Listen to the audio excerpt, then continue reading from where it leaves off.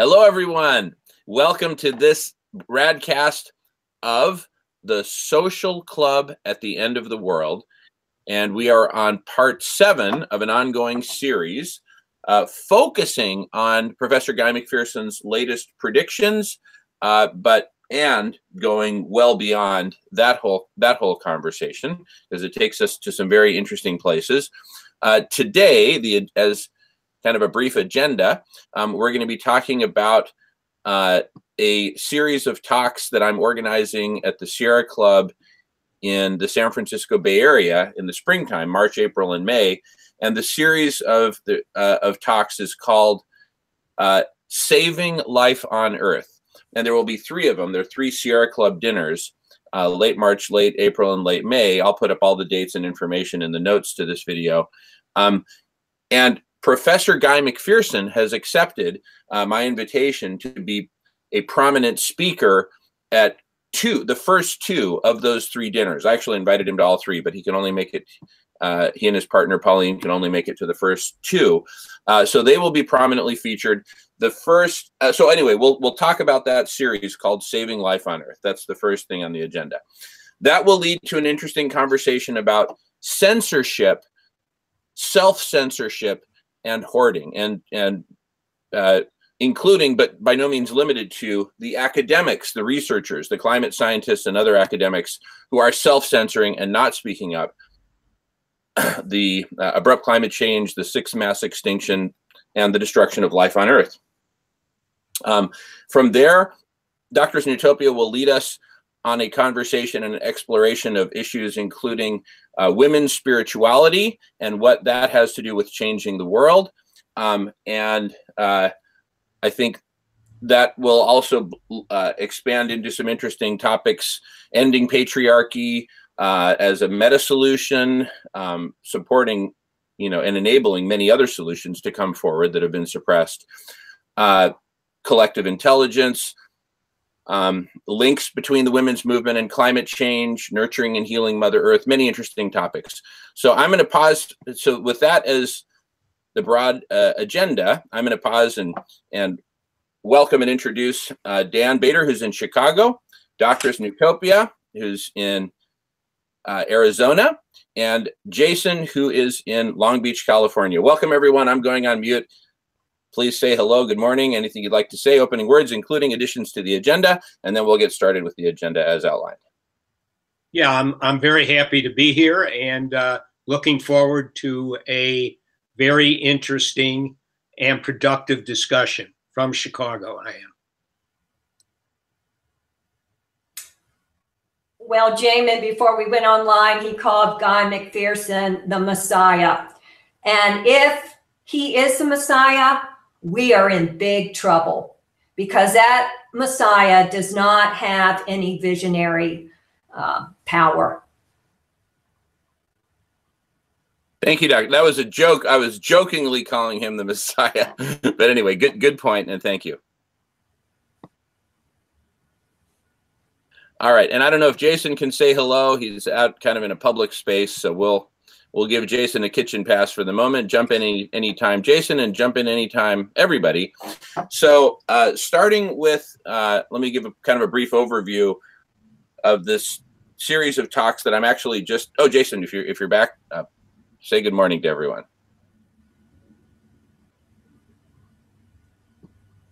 Okay, you're on mute, and that's okay too. All right.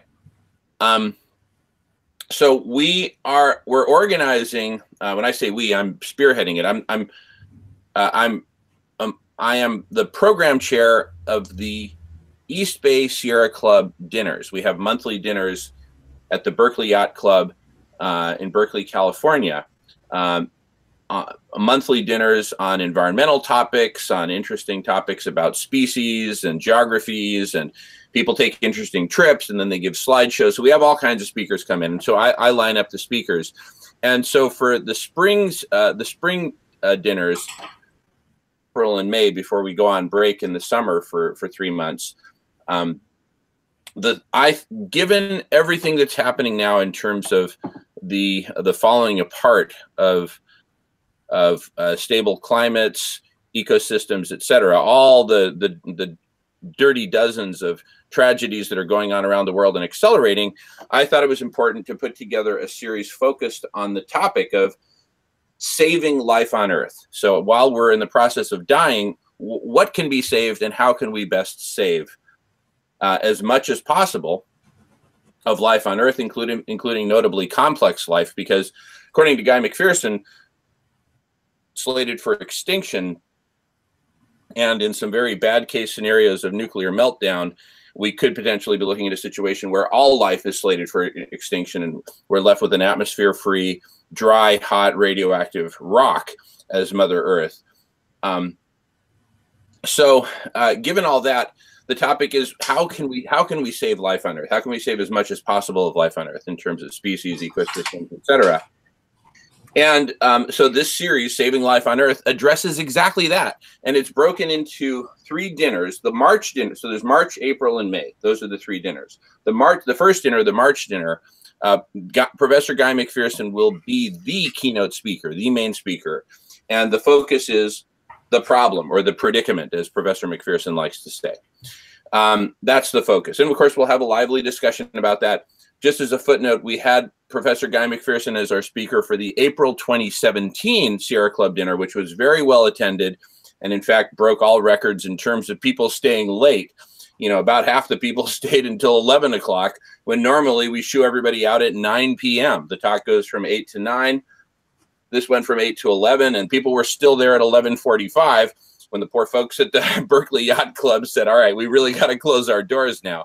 But they were very generous. This time we're actually going to plan for that because in addition to the presentations, the formal presentations, we're going to have roundtable discussions very much like we did in April 2017. And I point to the videos on the April 2017 Sierra Club dinner, which have been very well viewed. And in fact, it was that Sierra Club dinner that brought all of us together, because all of you saw what Professor McPherson and I and others were doing at the Sierra Club dinner and said, hey, you know, we'd like to be involved in this conversation. And so I think doing a whole series is going to bring us, our larger expanded community, much closer together and give us kind of a place to come together.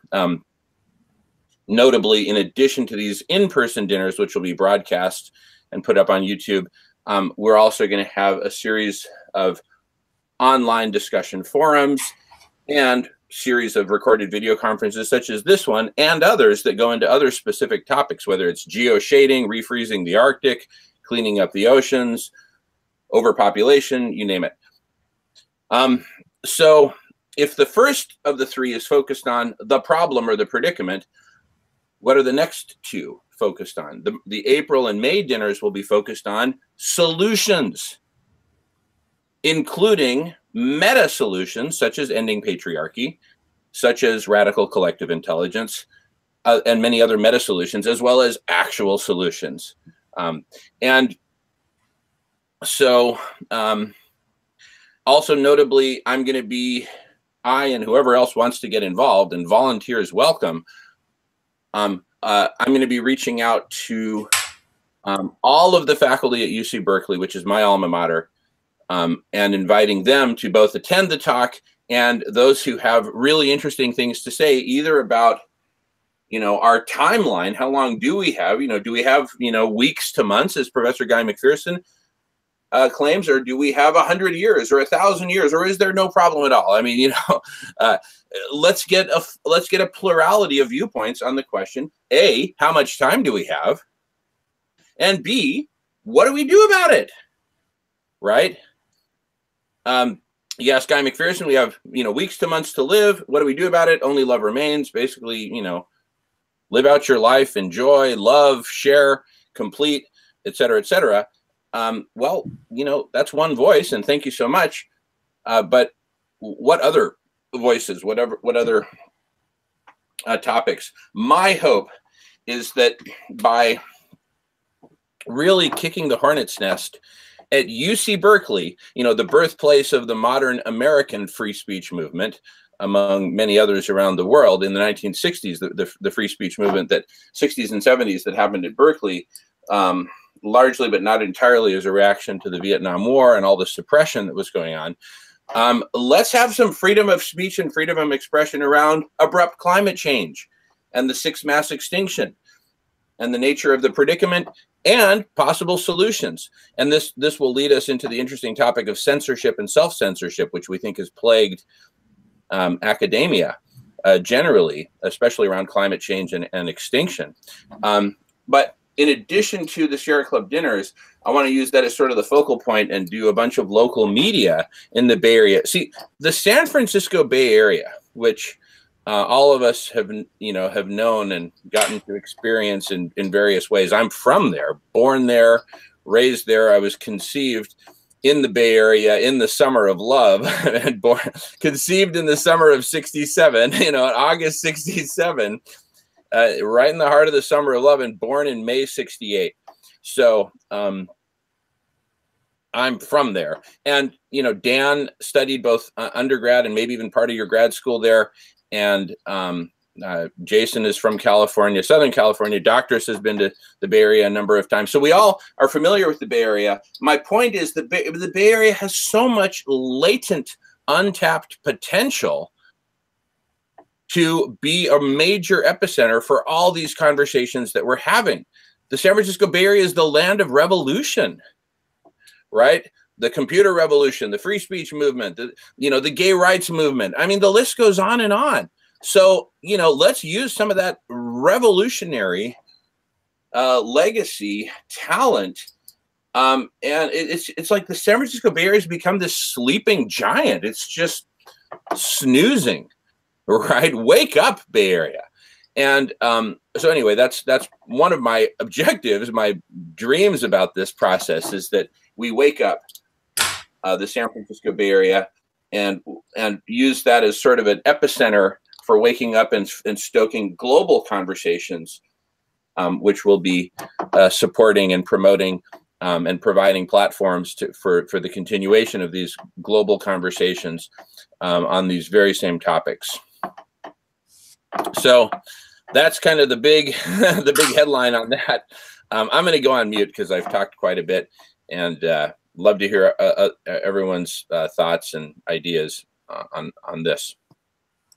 Yeah, Jamin, I think that having these conferences in Berkeley with the Sierra Club is a really very, very positive, productive thing to be doing and to have it happen. And I do think that anybody who has extensive knowledge about climate change, who is willing to discuss what it is they understand, or if they disagree with Guy McPherson, why do you disagree with him? What's happened with Guy McPherson, regrettably, is he has become, kind of the recipient of ad hominem attacks. In other words, he's bringing gloom and doom. He's this, he's that. And I've never really seen anybody really take him down in terms of the body of his work. And I know from listening to Peter Wadhams, who has stated essentially, if we don't do something like right away, then your Guy McPherson's outcome is highly probable to occur. And so I would like to see somebody discuss with Guy McPherson in a realistic way what it is they can agree with him about and what they disagree with him about and why.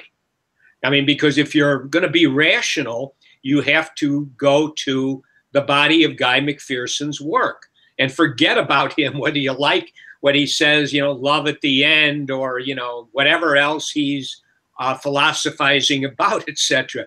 That's not really relevant to his body of work. And that's what I would really love to see as these Sierra Club meetings occur. Absolutely, absolutely.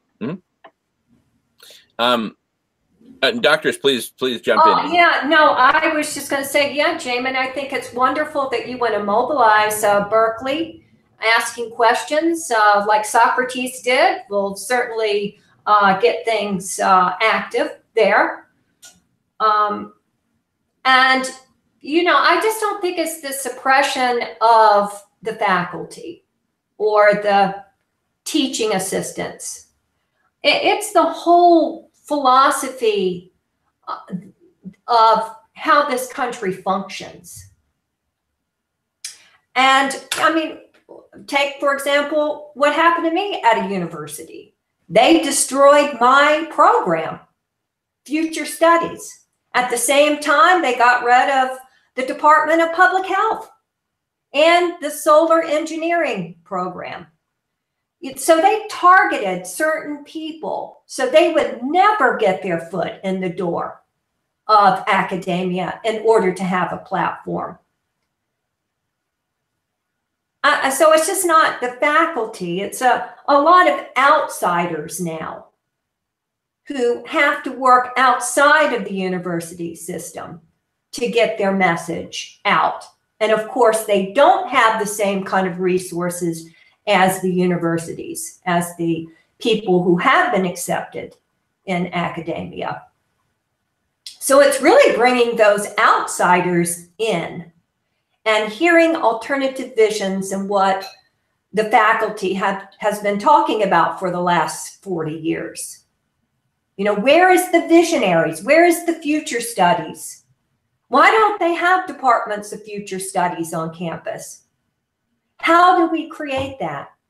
How do we have a department of future studies as the central clearinghouse of the future on campus? That's, to me, how this change will happen, is when we do have a system where the future can manifest on campus in a positive way. I love it. I love it. Well, one step we're taking in that direction is that we're actually linking this series, Life at the Saving Life on Earth, which again will be broadcast on YouTube and through other media. That whole series will be that's in person, will be complemented by a series of online conversations, which I'd like to think of as sort of like an online university or a virtual university, which is radish.org. And as a footnote, we're consolidating howtochangetheworld.org and radish.org into one single platform of radical collective intelligence. And this series of conversations will be posted there. This will be one of the anchor series, or the original series to kick this whole thing off, as will other series. So we'll have focused series on, for example, arcology, network of arcologies. We'll have focus series on geoshading and other forms of geoengineering, focus series on holistic land management, holistic ocean management, carbon sequestration, overpopulation, education, cultural transformation, the systems of patriarchy, et cetera, et cetera, et cetera. All topics under the sun, which are all, of course, very focused on the future. So that's just one small step that we'll be taking to help bring bring back the future studies. Back to the future. Let's get back to the future. That'd be a good theme. Back to the future. Let's get back to the topic of the future. We used to be pretty good about talking about the future. And now we're suddenly, as a society, as a species, we're suddenly deaf, dumb, blind, and mute. And if you're not mute yet, you'll be muted soon. And that gets us to censorship. But I don't want to jump the gun. Going on mute. I'm muting myself. I'm self-censoring. Yeah, and to bring censorship and self-censorship into the equation concerning what knowledgeable people in academia and some out of academia are willing to state or even discuss. And so to me, there's two forms of censorship, which are very, very powerful. One is, and I think this applies probably to many people who work for the government directly or perhaps indirectly at a university, particularly universities, like MIT, that kind of institution, where they have to sign an agreement that they will not discuss certain topics. And probably climate change, abrupt climate change would be right there. And if they were to violate their secrecy agreement, they might be subject to all sorts of legal sanctions. And we need to acknowledge this as a reality. And if anybody would like to deny it, which I don't think they could do so.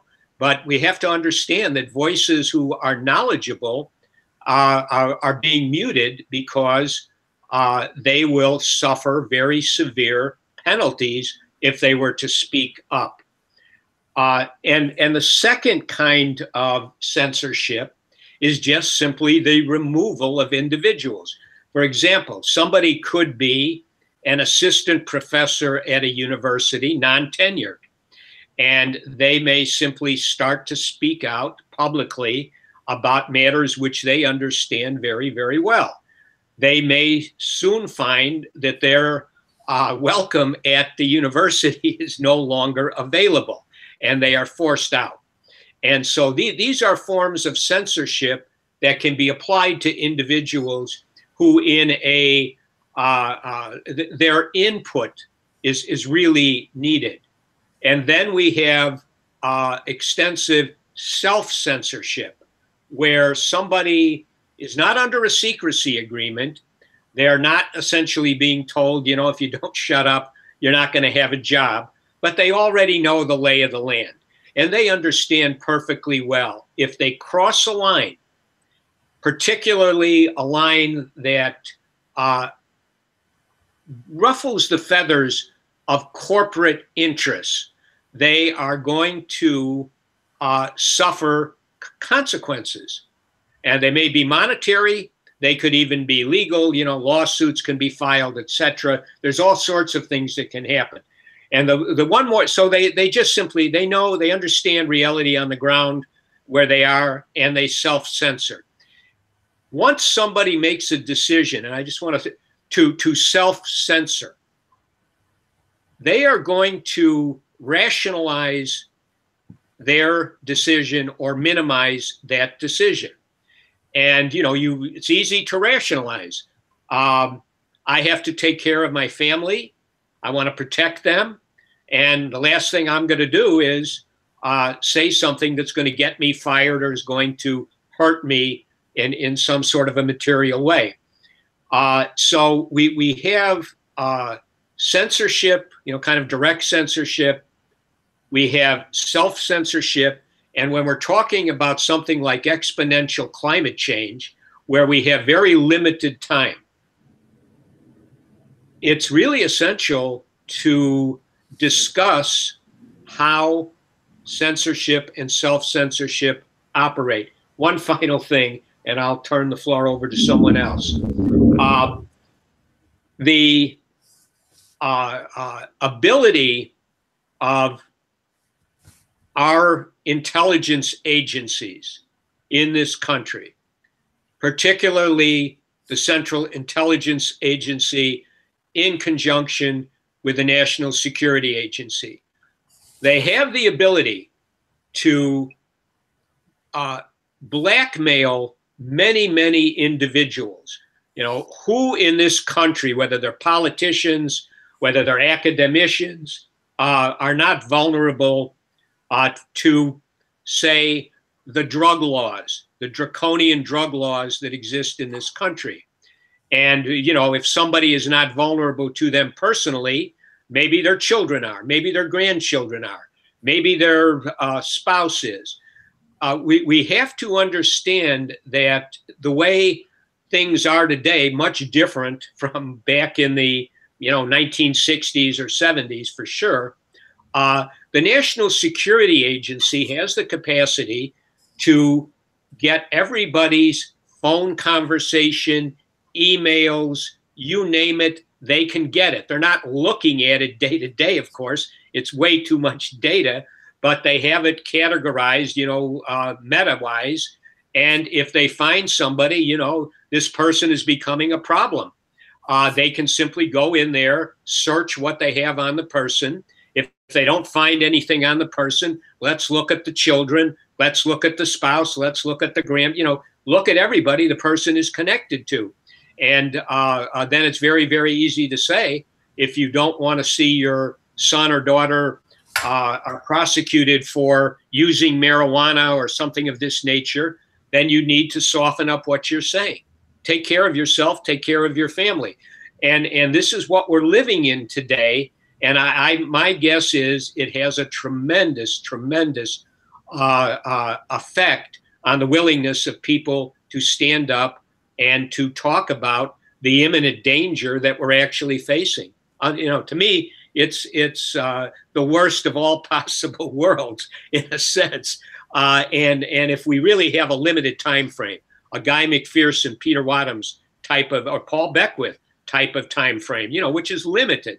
They may disagree on how many years or so, whatever, but it's limited. We can't afford to have people intimidated, threatened, blackmailed from not speaking out and discussing what needs to be talked about. I'm going to go ahead and mute out and give it to somebody.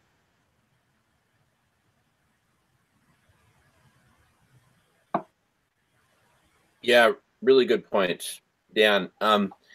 And I just wanted to kind of throw in there, since, specifically talking about saving life on Earth.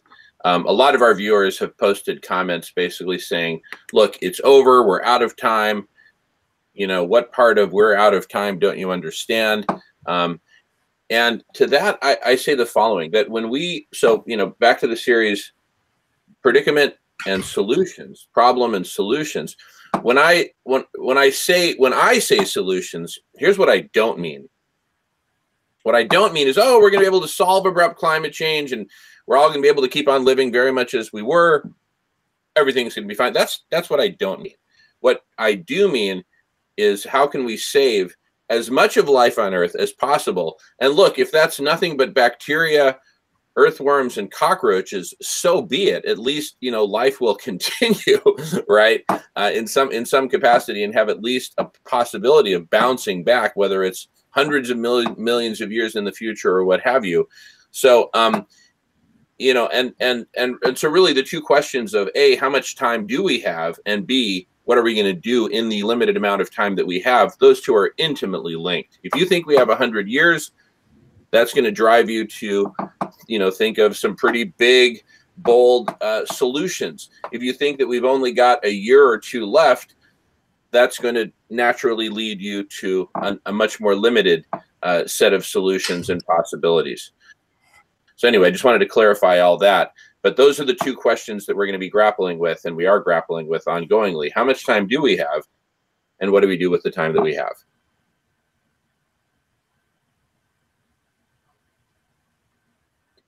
And your points about censorship are extremely well taken and quite scary, frankly. I mean, this is feeling more and more like 1984, where, the dominance, the control of the media, of in fact culture, people are so afraid, and everyone's afraid of losing whatever it is that they think they have, right? They think they have a stable job. Well, good luck maintaining that stability in the face of abrupt climate change. But anyway, people are just so afraid of losing what they have, that, everyone's kind of keeping their heads down, not really saying too much and not even seeing too much, because it's kind of, this remains a fringe topic. How ridiculous is that? Abrupt climate change leading to the possibility of near-term human extinction. This should be top of mind, and yet it's relegated to a fringe topic. It's not discussed in the major media, or even most of the local media. Climate change is discussed, and it's always discussed in terms of a 100-year time frame. How ridiculous is that? So this truly feels Orwellian, a la, his great book 1984. where you just have this giant apparatus that's just suppressing conversation, suppressing information, suppressing people. And we're so completely, neutered as a species right now that we're not able to have this conversation, much less stoke the fires of a revolution that would be the natural response to this kind of predicament. A revolution in thought, a revolution in culture, a revolution in economics, revolution across so many dimensions.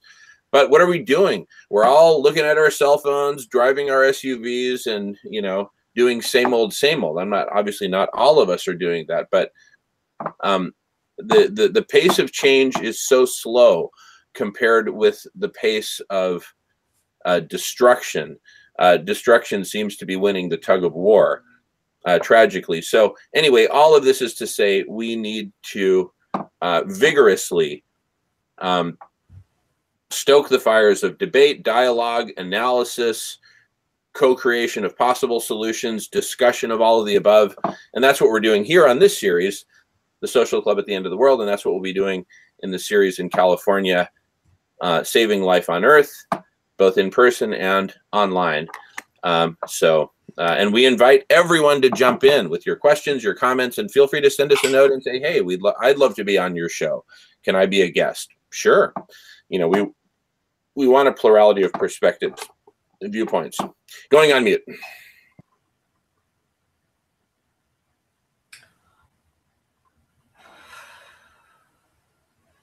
I think that we're in the fourth industrial revolution, and this globalization is happening. The miracles that are being done in science and genetic engineering in making us bionic people is amazing. Where we are evolving is still a big question, and we need to be able to direct that and see the difference that we play as humans and what machines play, and how to organize the machines and humans in a way that creates a peaceful planet. And right now, so many of our machines are geared to military uses, whether it's drone warfare to spy on people, or to use the internet to manipulate people's consciousness. This is our reality. And it really goes back to this whole relationship between women and men, and a dysfunctional relationship of power. Somehow during our history, women became secondary citizens. And I think if you go and look at what happened to the Delphi Oracle in Greece, you see this transformation point where the Oracle became, originally she was a healer and helped people to get into their unconsciousness and use their intuitive power. The Oracle was taken over by the Dorians, who invaded Greece. They changed the role of the Oracle to smell the fumes coming up from the crevices of the earth, these intoxicating fumes, these drugs. And she had visions that supported the patriarchy. And from there, they changed the poetics of life on earth.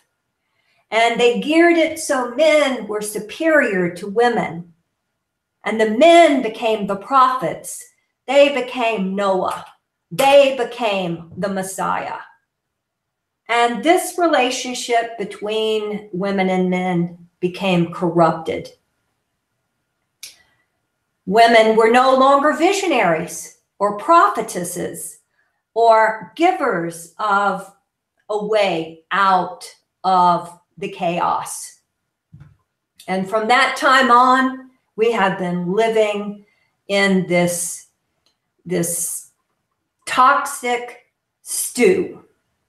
And it's just gotten worse and worse and worse to the point now that we are destroying the atmosphere.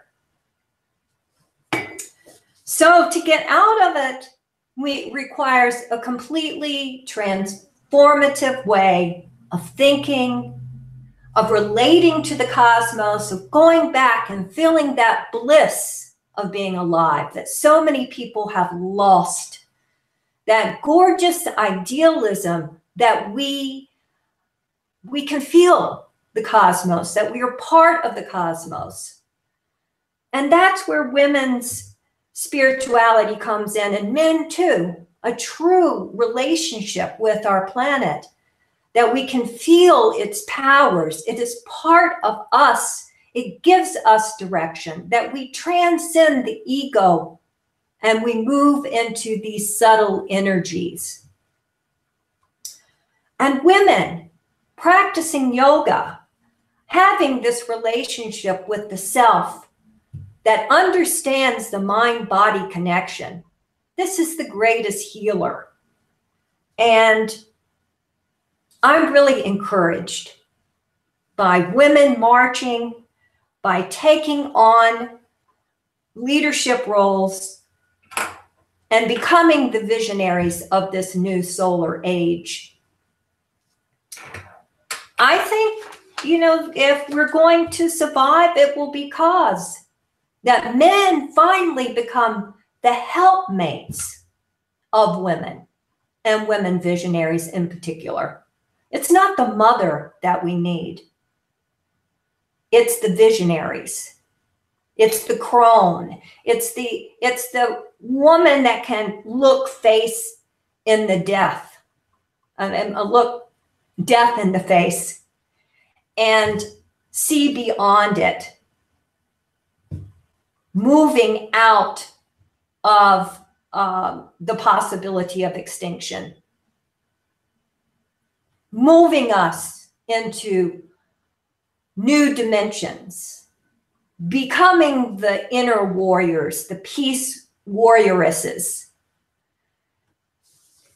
That's, for me, what gives me peace, that I can still feel joy in my heart, and gives me stability within the chaos to continue to work on creative projects, on finding the philosophy needed in order to transform the world. And as you mentioned, Guy McPherson, the Messiah is coming, the Messiah is coming. I think we do need a Messiah, a deliverer. And we're not going to find it by just the male prophet on the hill with his sword of light. No, it's team effort. It's finding the unity and working for this new visionary worldview. Perhaps it is the Gaia worldview, the goddess of the earth. And the microbiologists Lynn Margulis and James Lovelock, they looked at the life force of the planet, the bacteria, realizing that, this is the fundamental life force that creates atmosphere, and worshiping that, having a relationship with the bacteria. That's very much a part of our bodies. Most of our human cells are bacteria. So it's going back within and seeing self-reflection of who we are and what kind of world that creates. So that's what I will end by saying right now. If I could kind of take off from what it is you're describing, discussing, doctors, in terms of women one of the things that seems very interesting to me is the differences in orientation. In other words, women are, and I'm speaking in the most general terms, to some degree focused on nurturing activities.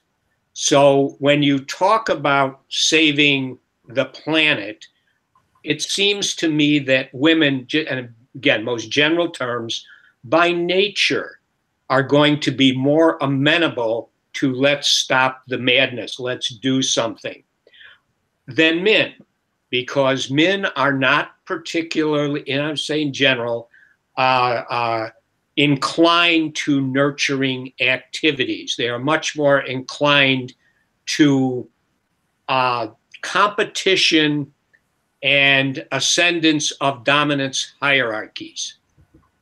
Not to say that women don't also have that inclination. It brings to mind, when I've done mental health presentations, one thing I used to bring up was that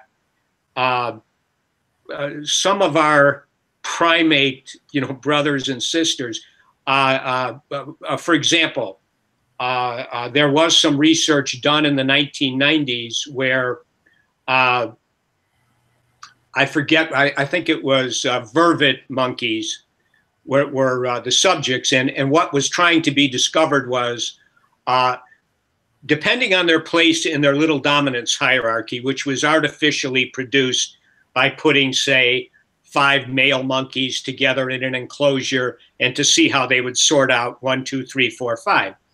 And then they would try to take peripheral measures of their serotonin to see if it corresponded to their place in the dominance hierarchy.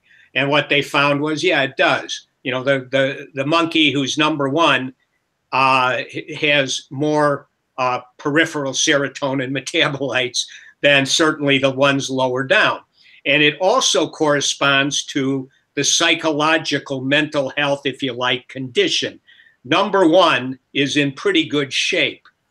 Generally, they're much more relaxed, confident, etc. Whereas the 5th one, because the aggression is displaced, so that if number 1 monkey, does some aggression towards number 3 will go at number 4 or number 5, and number 4, if it's the victim, will then throw it at number 5. Number 5 has nowhere to go, so it becomes a very seriously depressed PTSD monkey. And then if you change it up where you might take, say, 5 number 1 monkeys, throw them into an enclosure, and then they'll sort themselves out 1, 2, 3, 4, 5, and then you find now one of the monkeys that used to be, kind of have good monkey mental health, now is the depressive PTSD mess. And likewise, if you take 5 number 5 monkeys, put them in an enclosure, one who was all messed up suddenly becomes in pretty good shape. And what that shows is the very, very negative effects of hierarchy and the displaced aggression that's kind of built in. There's another situation with primates, which I think is interesting, where I think it was in, there's a book called The Lucifer Principle by a guy named Howard Bloom, which covers a lot of things. It's pretty good. He talks about a primatologist, I forget where, not Jane Goodall, I don't think, but one of the prominent primatologists was describing what happened in whether it was gorillas or chimpanzees, I don't really remember. But what it described was that there is a dominance hierarchy in the primate troop, and that it goes for the women as well, for the female as well as the male primates. And what was being described was how when a lower status, lower class female primate would have a baby, one of the upper class female primates would come to that baby And I think it was just something like, look to pull it by the arm and sort of drag it away, kind of pretending to play somewhat. And the mother primate recognized that harm was going to be done to its baby. And so she would protect her baby from being harassed, bullied by the higher up females. And but then what would happen is she would become way overprotective. So her baby, as it grows into, I guess, childhood, primate childhood, would be deprived of many play activities that the ones who were from the higher ups would get. And I was struck by that. I just found it very interesting, and it plays into, again, mental health issues. But what I think that I'm kind of going to here is we have a situation today that you actually mentioned at some point, Doctress, maybe earlier before we just flipped on air, of the class problems we really have in this country right now, where we have the wealthy elites.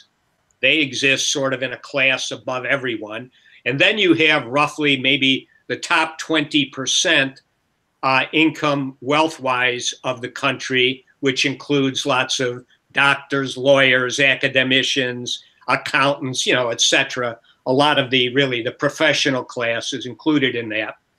And they have very, very strong interests in doing the best that they can for their children. They want their children to get into the good schools, ultimately get, the advanced degrees, and be able to maintain their status in the upper middle class, or if the wealthy elite, which they're never really going to drop out of that. But what that brings to my mind in terms of women, and thinking about, yes, there is a very serious issue over the relationship between women and men, and those who dominate in the, the ones up there in whatever hierarchy it is tend to be male. But there's also a class kind of status issue. And I wonder, to me, it would be great to hear some way for women to synthesize their own class interest, the good, the bad, and the ugly of that, with the general differentiation between women and men. So I just thought I'd throw that out there as something. Yeah, well, the hierarchy that has caused the corruption is very old, and it's in the foundation of this country. It's of the foundation of most cultures. It has put down visionary women forever since the patriarchy began. That's who they really wanted to destroy, was any woman that had this particular kind of talent. And to get us out of it, you have to really look at the administration. And looking at the administration of these universities, you will find these administrators who are just administering the dominant ideology of Washington, especially in some kind of university like Berkeley, which is public, or it's public-private partnership at this point. And we have to change the mission of the university, change the programs that run the university, and have them coordinated in order to build this new kind of society. What I call the network of our colleges, and have the universities as the kernel of this new society, of this arcology model. And from there, you bring in all the different intellectual differences that make this vision real. So this is what I call love-volution.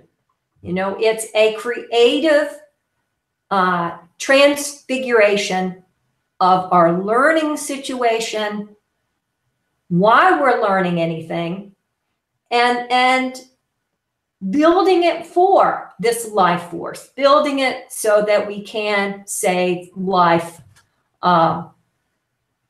or rescue it from a toxic environment that we have created ourselves.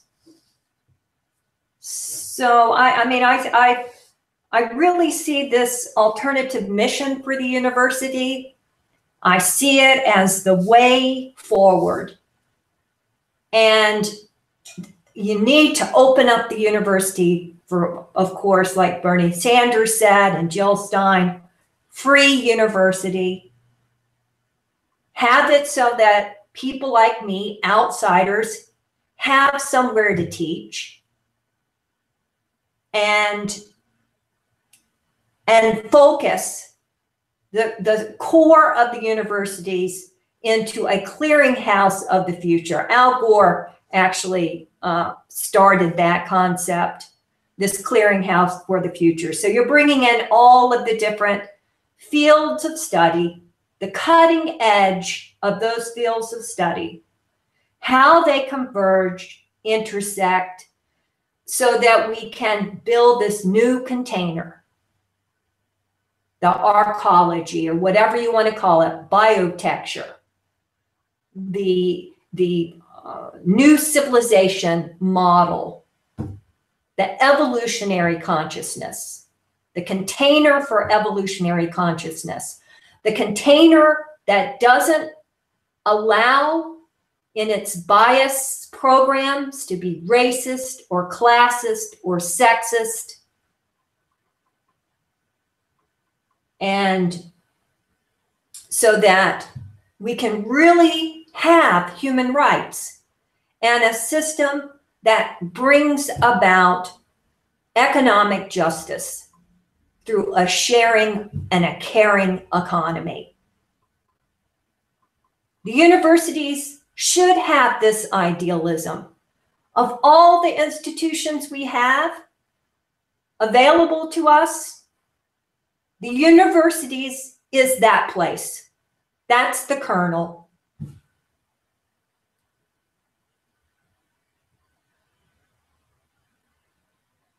I love it, Doctoress. In fact, I just got a vision of you and me on Sproul Plaza at UC Berkeley, the main entrance to UC Berkeley, where UC Berkeley intersects with the rest of the Berkeley community, which is extremely liberal, open, progressive, free speech, etc. Right there at the entrance on Sproul Plaza, where Telegraph Avenue ends, you and I could be set up there with signs, our PA system, microphone, and you could be speaking truth to power and saying this is what the university should be. We can hand out flyers, inviting the students to fill out the survey, right? How much time do you think we have? And what should we do with the time that we have? What do you think, right? And, you know, what I'm even thinking is to have something provocative. So basically, you know, cool off on the drug cartel message, right? Keep that kind of focused on Washington State. But the Berkeley focus, I'm going to do a screen share here in a moment just to bring up an image. Just imagine a giant poster. Here, I'll screen share now. Imagine a giant poster that shows this kind of image of, you know, like the Death Star destroying, you know, a planet, right? In this case, you know, planet Earth. I mean, this is in the original Star Wars where the Death Star destroyed Alderaan in like 3 seconds.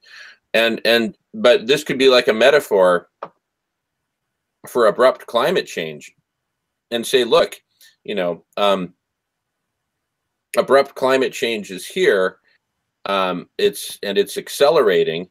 It's kind of like this. It's like a big Death Star that's looming over us, about to destroy much, if not all, of life on Earth. And then just how the sign would say, "Ask me about abrupt climate change." Like an open invitation. Come talk with us. And we can sing songs, we can make speeches, we can hand out flyers. And, the culture of UC Berkeley, it very much lends itself to people just walking up and saying, "Hey, wow, that looks interesting. Tell me more." That's just the culture of the place. And anyway, I was inspired by what you just said, Doctress, to actually do something like that, where we put it out there. Boom. In the heart of the land of free speech, and Jamin, I would agree that the specific thrust concerning drug cartels, to some degree, it needs to be a little dissociated. However, I do think what we were talking about, or I was talking about earlier, we really have a problem with these draconian drug laws on so many levels. That's not really about a cartel per se, although cartels operate when you have these kind of drug laws. But the utilization of drug trafficking to acquire money to finance various intelligence community projects, military projects, etc., is a problem for everybody. And also, having these drug laws in place allows for people to be blackmailed, intimidated, perhaps turned into somebody who is going to turn in other people because they don't want to get in even more serious trouble. And this gets in the way of people being able to stand up and talk about many, many things. I would also throw in that in our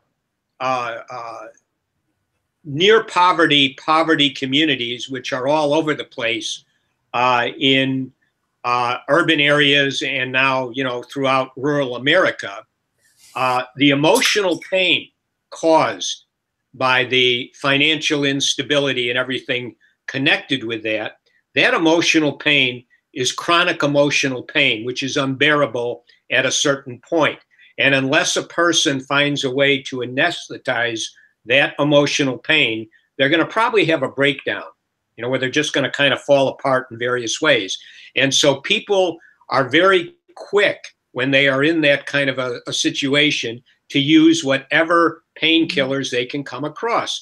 And these drugs, stimulants, opioids, marijuana, there's always legal alcohol, but these drugs get used in order to anesthetize that pain. And then what happens is these communities are the ones who are most victimized by the draconian drug laws, and people are thrown into prison, and it goes, it just goes on and on. But I do think that in a way, the having these drug laws in place not only allows drug cartels, various street gangs to have some income, which theoretically they could get other ways if it was available, but it also allows people to be blackmailed, intimidated, and much is destroyed through these laws. And I think that it's of note that recently, Jeff Sessions has decided, federal drug laws are going to stay in place, and kind of, putting the message out there, be careful, because even if you're in a state where recreational marijuana is legal, we could still do something to you. And my guess is that's probably not by accident. But in any case, I do think that it is connected to issues of abrupt climate change, because as long as we have so many people, whether it's through drugs themselves or their loved ones, or whether it has something to do with sexuality that people can be blackmailed about, right now, anything that anybody does essentially can be monitored, and a lot of it can just be put out into those giant computer banks out in Utah or wherever else they may have them. And that is something which I think gets in the way of a lot of people being able to discuss issues that need to be discussed. The authority figures are intimidated, they're cowed. Some of them may believe things which are, legitimately, they believe something else than what many of us, kind of see. But I think that's something which is worthwhile to discuss. I think it's an issue in and of itself, but I do think it is related to people speaking out about abrupt climate change and many other issues. I'll go ahead and mute out. Well, what I'm realizing, and my state of mind, is that my goal is now not want any drugs, or not want any recreational drugs or alcohol, to get rid of those hungry ghosts, those addictive personalities, so that I can really focus on, the greater issue, the greater vision. And these drugs only cloud up consciousness. So one does not become this container of light and love and peace and radiate this new vision out. Because our goal is to get people happy, to feel their own bliss, to have that life force so alive that they are taking responsibility for loving the planet. And that is created through this new vision. If we can have this vision that works for the planet, that is in alignment with mathematics, with science, we're going to find the way out. We're going to find the way to break through the clouds that cover up the truth. This liberation, as they say, is an inside job. And it's not just without there. It's got to be within here, within the self, the soul. And what we want to do is connect with the soul of the world, become the global soul. Have that much scientific background, have that much ability to understand the activities in the cell, to realize your emotions, to be able to control your energy within your system. This is the way that we're going to have our warrioress class to be able to go up against the demons. And it's a religion, it's a spirituality, it's a worldview. Whatever you want to call it, it's that life force activated for the good of all.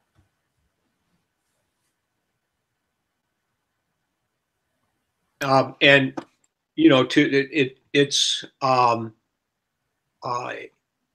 it's really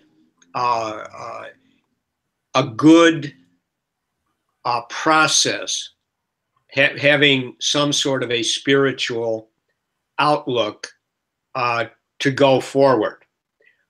One of the things, again, going back to the time frame problem, there's so many things that I think we all recognize are very maladaptive. They're just leading to very, very unfortunate outcomes. And many of them are systemic. When you talk about patriarchy, that is something which is actually quite systemic and has been. But there's many things which are systemic. and it's really a tragedy kind of unfolding. But the time frame, do we have, you know, this Guy McPherson, the first time. Yes, we have time. We Okay, have time. well, let me.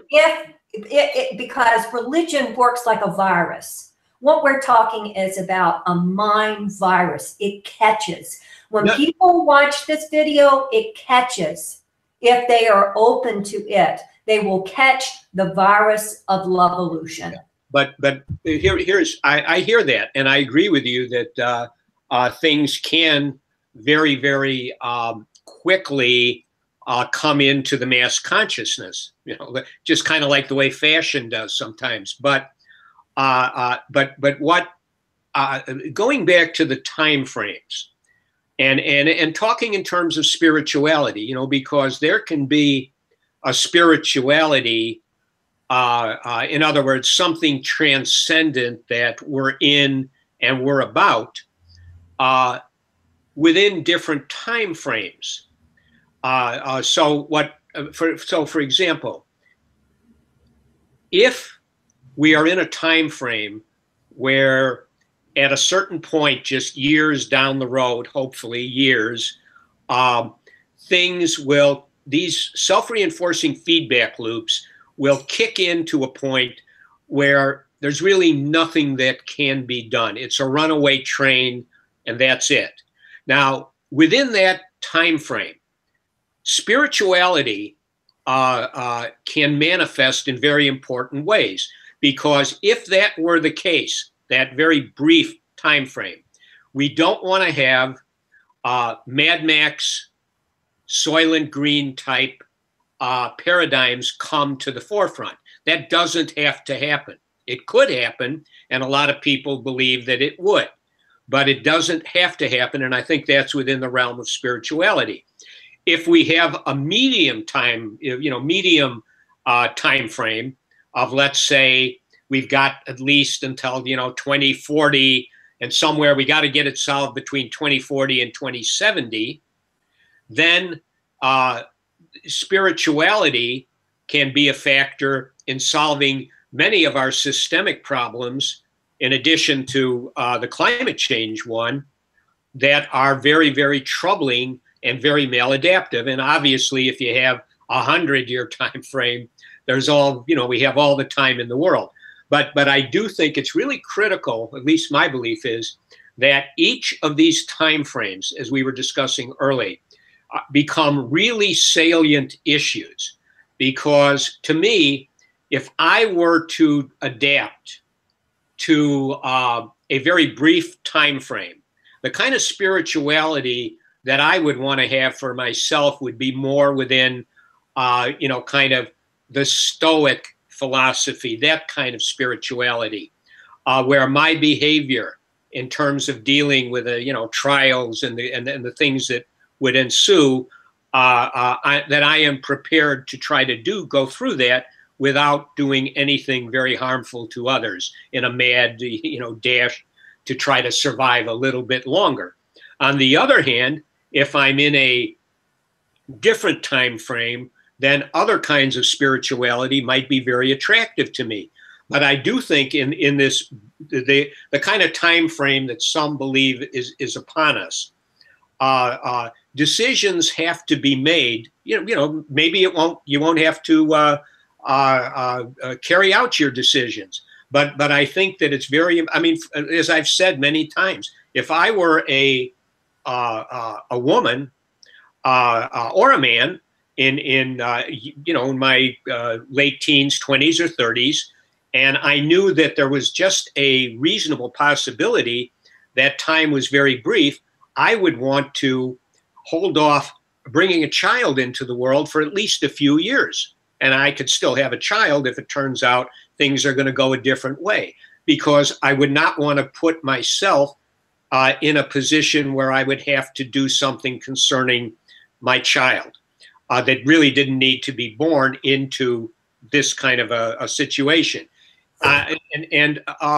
The other thing is, which I think is of interest to a lot of people, is if we are caught in that kind of a situation, how can we, in some sort of you know, a dignified fashion, perhaps allow ourselves to leave the dying planet. And I think these are things that should be discussed within the framework of a very brief time frame. When we get out to the longer time frames, you know, there's so many things that could be reformed, could be changed, could be improved, you know. And of course, even though where I am in life at this point in time, I sometimes joke, you know, I'm kind of a dead man walking here. But nonetheless, you know, I would like to have a decent period of time to contribute and to live a while longer.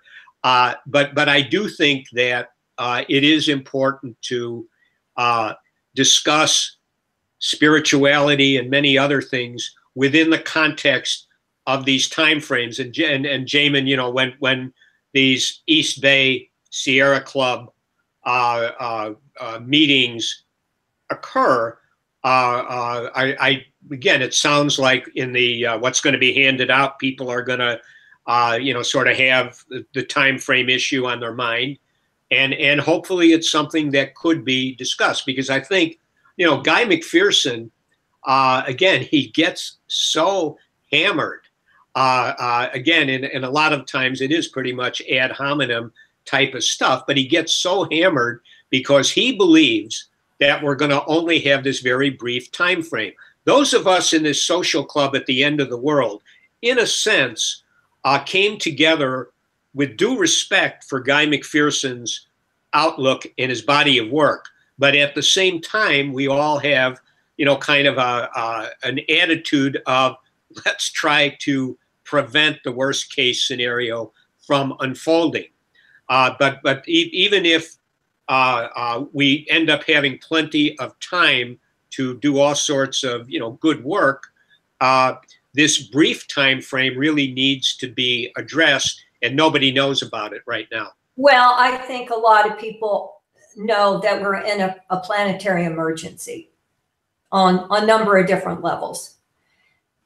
For me, I think that I'm looking at geological time, because that's where humanity is doing, that we're changing the atmosphere's chemistry. We are also looking at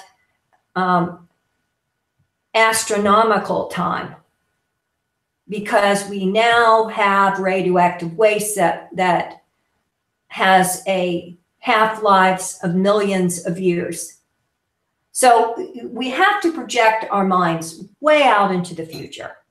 And the question is now, will the millennials be able to think in terms of millennial time, 1,000 years? And so then build with that in mind. You know, what kind of structures are going to last 1,000 years? What do we need to do? And if they can go into that deep time frame of 10,000 generations in the future, perhaps we're going to find a key to our survival. If we cannot think in those levels, if we only take 10-year period of time, 50-year period of time, that's not enough.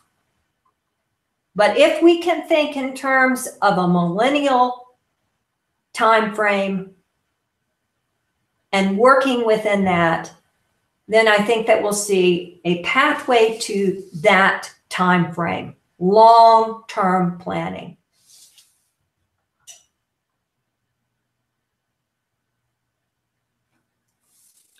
And Doctress, really good points, both of you. And welcome back, Jason. So I think one of the points that Dan is raising is, you know, in order to build this network of arcologies, transform the universities, transform culture, and, you know, build towards this utopia with this very long view, we've got this pesky little problem of abrupt climate change happening right now, and pushing us towards the brink of nuclear war, pushing us towards the brink of global financial and economic collapse, possibly leading to, you know, a Mad Max kind of scenario, pushing us towards the brink of the collapse of modern agriculture, leading to mass starvation and even more Mad Max scenarios where violent warlords with their armed gangs, you know, storm through suburbs, you know, raping and pillaging and stealing everything. So the question is, you know, how much time do we have of, you know, relative normalcy in which we can organize humanity, organize the economy, reorganize politics, and make some of these radical changes happen? You know, because it's a lot easier to do it in today's world, January 2018, than it might be, you know, even a few months or years from now under a Mad Max scenario. You know, the possibilities for change and progress are obviously much more limited when we go Mad Max and we lose agriculture and industry and politics and governance and all that. So anyway, I've made my point. I'd love to hear your thoughts on that, doctors. Going on mute. Oh, I can get into that frame of mind. Oh my gosh, Mad Max is coming. You know, the ice caps are melting. I feel that frantic energy. I have to deal with it. It doesn't help me to be frantic. I've had to, I can get very depressed. You know, I can go into depression. I can go into anxiety. I can wake up at 3 o'clock in the morning and feel that. But it doesn't help anything. And so to keep focused and to keep centered and to keep on the creative path, that to me is where my peace is. And how can I show peace to anybody else if I'm in that frantic, horrible state of just, oh my God, I don't have enough power. I can't do this. You know, this is happening. This is happening. And the men aren't listening to me. They're not listening to me. And they're a bunch of assholes. You know, that doesn't help anything. That just, it's not going to, it doesn't help calm me down. Yeah. And you know, again, I guess what I'm trying to highlight is that the short-term time frame scenario is very, very anxiety producing. Yes. For people. So the thing is, whether it's from a standpoint of you know, kind of stoic philosophical view, or quite honestly, effective anxiety management, what has to be done on a certain level is the scenario and and whatever aspects of it someone is particularly afraid of, those things, those threats need to be fantasized about in a way where someone sees themselves coping with it in a way which, you know, it's like I used to, you know, to really hammer home the extreme point when I would discuss this, I'd say, you know, if I, you know, and you never know how you're going to be when you're right in the moment, but, you know, I would say, I used to work, it was a fairly dangerous neighborhood late at night. I'd have to go out in the parking lot that everybody knew was there. And I said, you know, if I happen to go out there one night and somebody shoots me and I'm dying, what I'm going to do is whoever is there, if anybody is there, I'm just simply going to say, you know, goodbye. It's my time to pass on. And you know, and the idea of that is to just simply be able to tell your, you know, kind of, if you like, your anxiety module, you know, the part of us in our mind brain that brings up the anxiety, the threats, that actually, even if that worst case scenario goes down, I could actually cope with that. I can envision that. And that tends, when you do that, to make the probability higher that when you're actually in whatever it is, you are prepared to go through it without breaking down or, you know, kind of losing it. And I think that for that very short-term time frame, that's the sort of attitude that people should, if they can, take. But again, most people don't even understand how to really deal with this kind of thing. Because what happens now is, if I say to somebody, watch this Guy McPherson or this Peter Wadhams, their response is, I don't want to see that. Keep it away. I don't want to be bothered with that. That's, and so they avoid, and it's very easy to avoid, and you feel relief, and you feel kind of good when you avoid something if you can. But this is, so hopefully we can kind of evolve a way of relating to each time frame, including the potentially very short time frame, and have people be prepared, because if you make a decision, if I say to myself, if we are in a horrible scarcity situation and I have a choice to join a group of guys and go to somebody's house to take their food or their water or something like that, that's something I just won't do. I would prefer die than to do that. And I'm going to make a decision. I'll die rather than join in with that kind of activity. And if you make those kinds of decisions, again, it doesn't guarantee you'll be able to stick with it when you're in the actual moment, but it really ups the probability that you will do so. And I think there's a lot of mental preparation that needs to take place in order to be able to really dive into the short-term kind of outlook. When people say, hey, there's nothing that can be done, hey, give it up, guys. There's nothing that can be done. In some cases, they may actually be engaging in a certain kind of avoidance, give it up, guys, because I don't want to think about it, I just want to go about my day-to-day struggles. Anyway,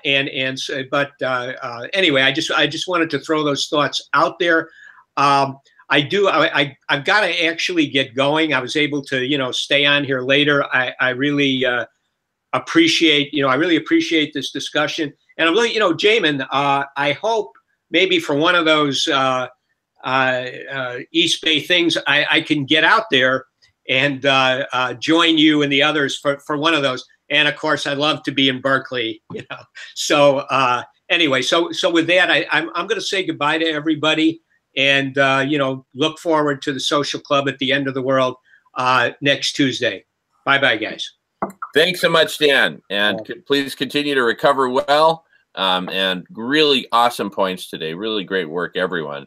Okay. We'll see you next time. We'll probably hang on a bit longer here now. So, thank you, Dan. See you soon. Well, just to follow up with what he said, at least for me, the yoga has helped me, have a spiritual consciousness and how to deal with our crisis, and given me a way to not just feel heartbroken and devastated with looking at truth. And it takes a lot of courage today to look at truth. To just look at yourself takes courage. And with a spiritual practice, it gives us the courage to think beyond our own self and to connect in my spirituality with Gaia, with the life force that wants us to succeed, that has helped us create all this marvelous technology in order to save ourselves. So the possibilities of this planetary utopia are here. It's just a problem of power. And there are a lot of people that are working to transform or transfer the power system to something else. And so I'm very hopeful about that.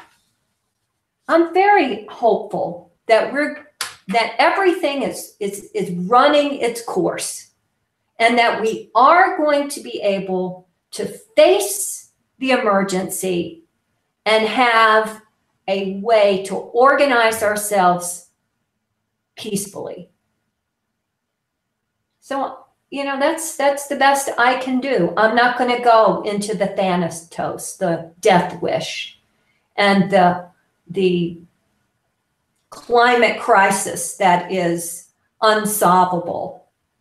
And I'm not going to go into Guy McPherson's all that remains is love and him being closed-hearted to a utopian possibility. So I'm just not going to do it.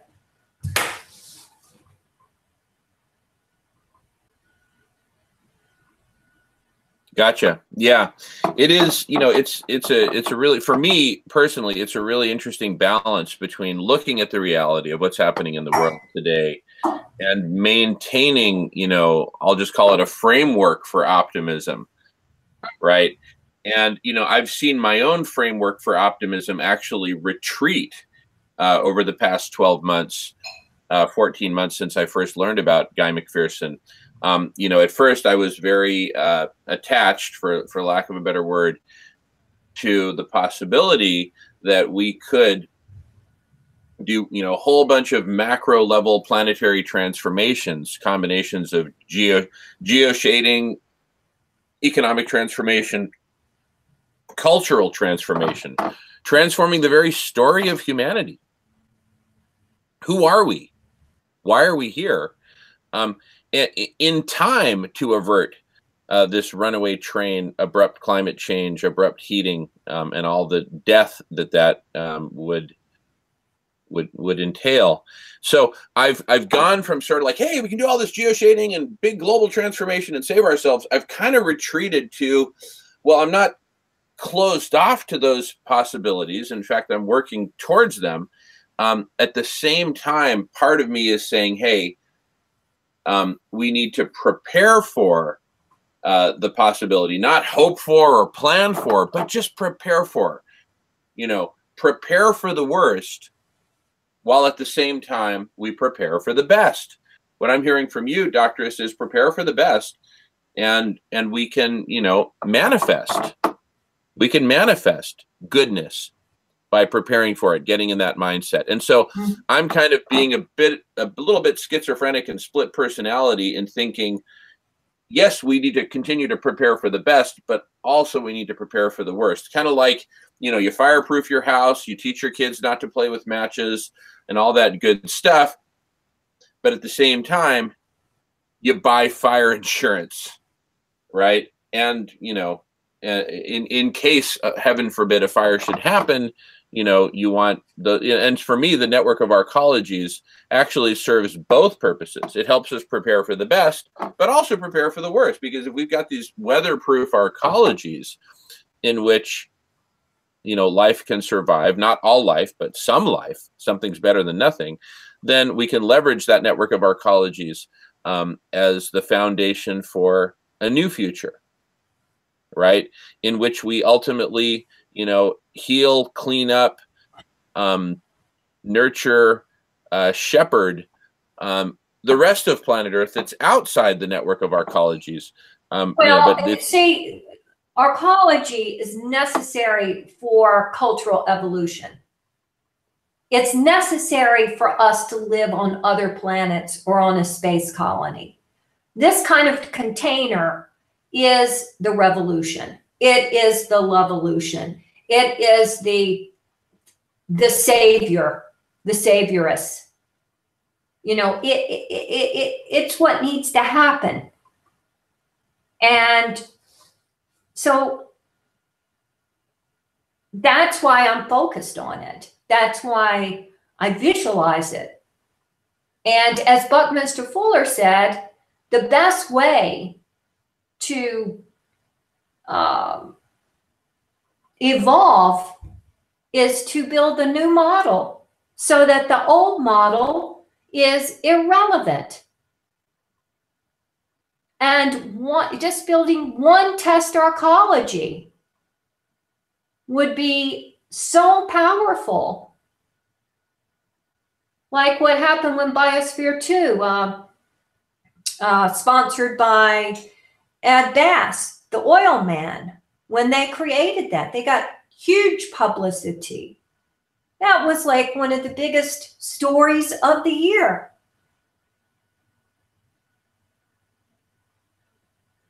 So maybe I could jump in here real quick. I mean, obviously, I haven't been here for the whole conversation, but I did want to sort of, I've been listening for the last 10 minutes.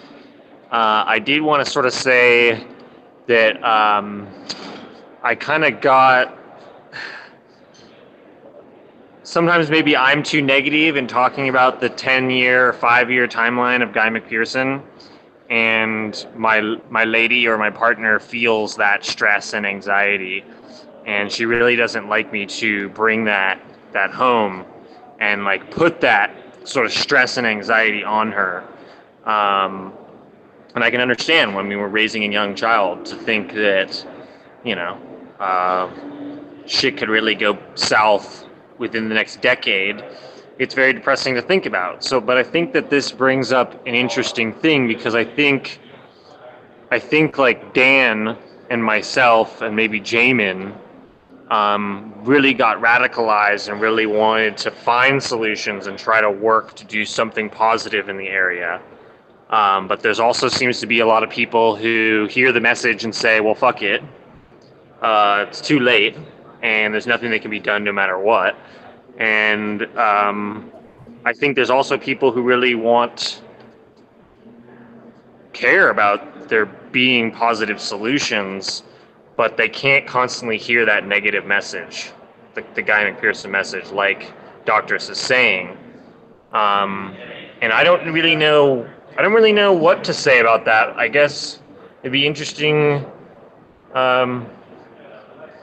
I mean, it's two different ways of sort of addressing it, right? I mean, it's from me and Jamin's point of view, maybe it's been like, well, let's scare everybody, let's scare them all to wake them up, you know, like, wake up, people.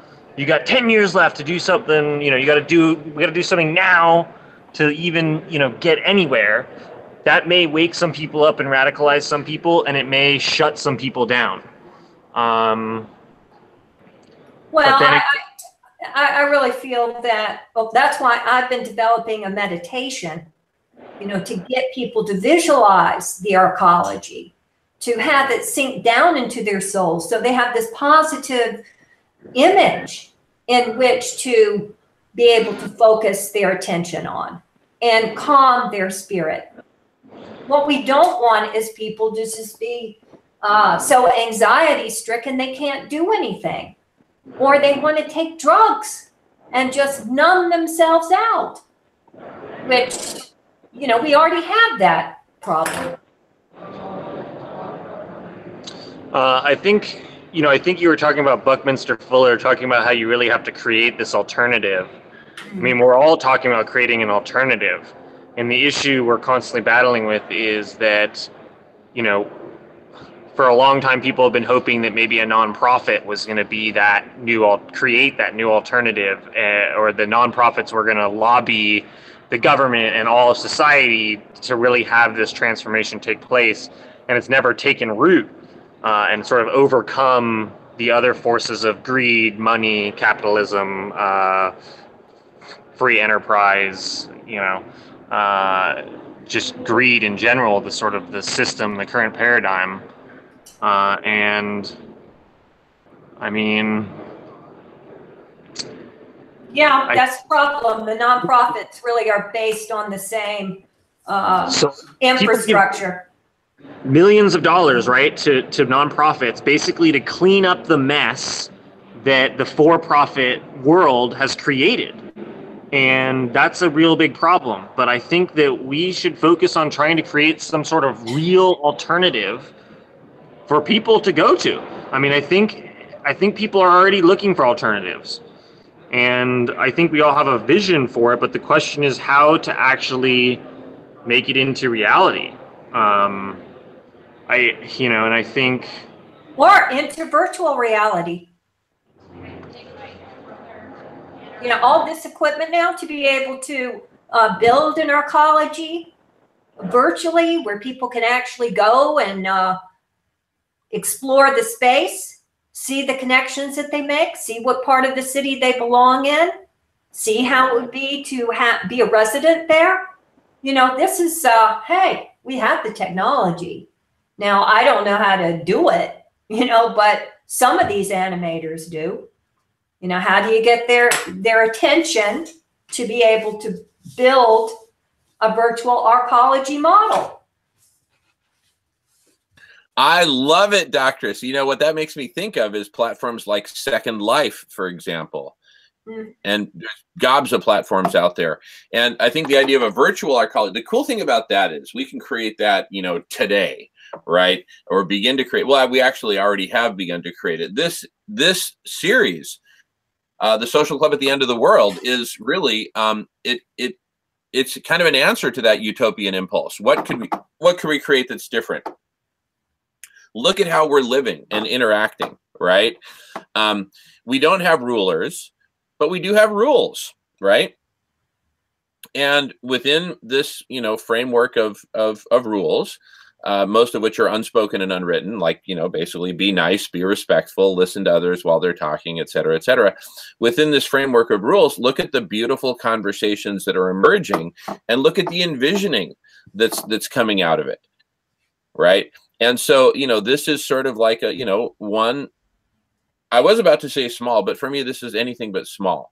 This is one big step towards creating a virtual arcology to empower and inspire people to throw in their own grains of rice, their own grains of sand, their own, you know, contributions, micro, macro, what have you, so that together we start creating a new vision for what's possible and a new story for humanity. So I just wanted to throw that in. Well, Jamin, to me, that's a good place for at least me to exit. I've got to get on now, but thank you for hosting this show, and nice to talk to you, Jason. And of course, Dan has left, but thank you for all the wisdom he gave. So thank you, and I'll talk to you soon. Wonderful, Doctress. Great to see you. Thank you so much for all your amazing contributions. Okay. And, we'll look forward to seeing you, if not sooner, next Tuesday at the Social Club at the End of the World. It looks like Jason's checking out as well. Bye. All righty. We'll see you next time. All righty.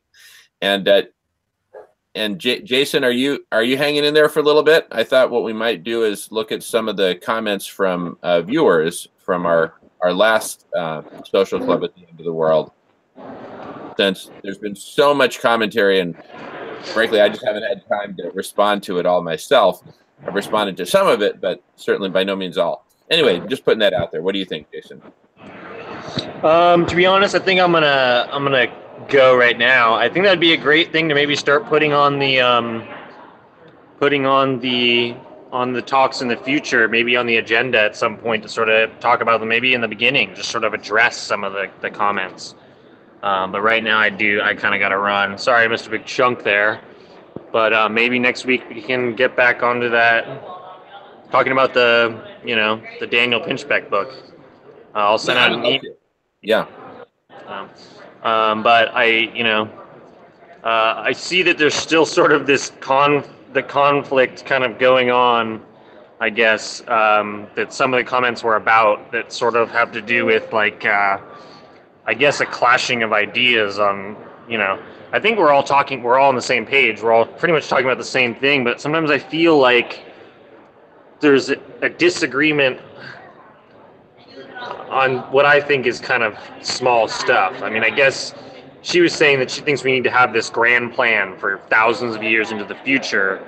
And I guess I feel like we're just trying to scrape together a plan just to save us in the temporary current meantime. And, like I said, though, I feel that, like I said, my partner really doesn't want to hear about, the time frame that we maybe have been given.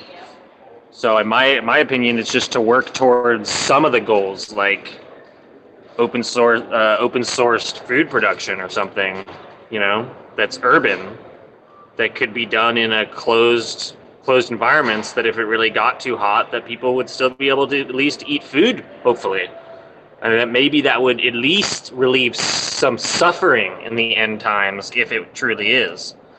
You know, but I think that creating a movement of people and starting to do this at least gives some hope for the future.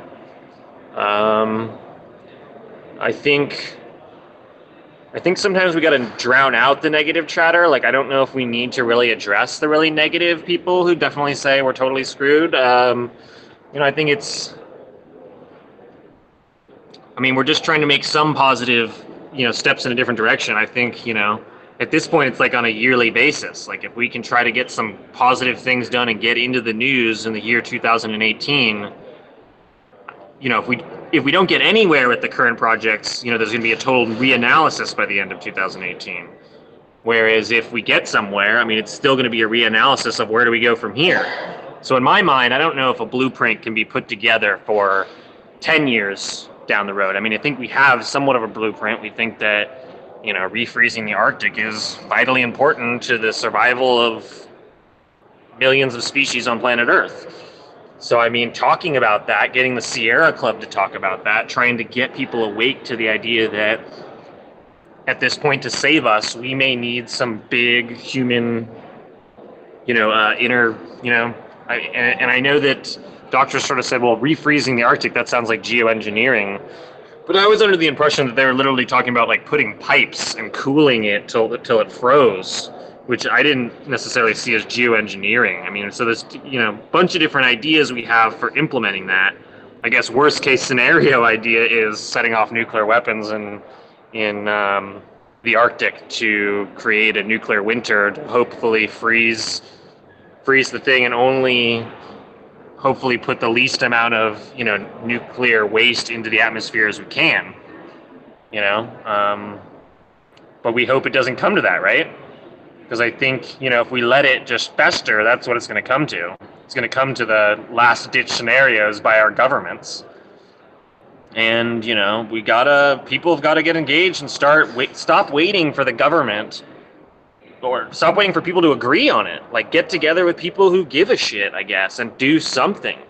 Even if it's just making your local community a little more sustainable and able to, you know, take a hard-hitting collapse somehow. That could maybe at least relieve suffering in your current life, or right down the road. So I don't know. Like I said, I'm going to look into trying to get maybe an urban farm going in Long Beach, for instance, and I think that could be a physical place where people maybe would be willing to meet me and try to work with, like I've mentioned, taking interest in Marcin Jubowski's YouTube video where he's on some TED Talk and he's talking about open source ecology. I'm sort of taking his idea with that and saying that I think it's a great idea. I think we should do that. I think we should create a food system, an aquaponics food system that maybe has other things integrated into it that in a more closed, controlled environment can, you know, create the food for the future in an urban setting in a smaller footprint, so that, you know, some of the agricultural lands in the United States and other places maybe could be used for large, you know, sequestration projects or something, you know. At least not tilling the soil and letting all the fucking CO2 come out of the freaking soil and the methane and the other gases and pumping it full of, you know, petrofertilizers and killing all the bugs with all the DDT and all the other chemicals and fucking Roundoff and shit, and just continuing to just pollute and have a dead zone, and that it's like, you know. So I don't know, like, at least I feel like there's a way in creating that kind of a thing to do something positive and soften the blow maybe, and make suffering a little less in the end times. And maybe, you know, if it ends up building a movement, maybe it could actually save life on Earth. I don't know. But I'm going to go. All right, and Jason. I look forward to next week. All right, great. Look forward to seeing you next Tuesday. Thank you so much for joining, Jason. All right. Thank you, Jamin. You're welcome, brother. You're welcome. All right. See you soon. You want to end the thing? I can say something to you. You know, what I was thinking of doing is actually reviewing some of the comments from last time, because I kind of want to give our viewers a bit more of a voice. And I think by reviewing some of the comments and commenting on those comments, I think it'd be kind of a useful exercise. So I think I'll just I'll do that for a few minutes to kind of close it out. Good to see you. I'm sorry. No, I'm glad. No. Thank you. Yeah. Have a good day. Yep. Yeah, do it. Okay. Okay, you're on mute, Jason. I can't hear you. You're on mute. You're on mute. Go ahead. Go ahead and take care of that. I'm gonna just put it on mute, and I'm gonna sign off anytime. I might listen to you for another minute or two. Okay, awesome. So, awesome. All right, good day. good. Okay, thanks, Jason. You have a good one. See you soon.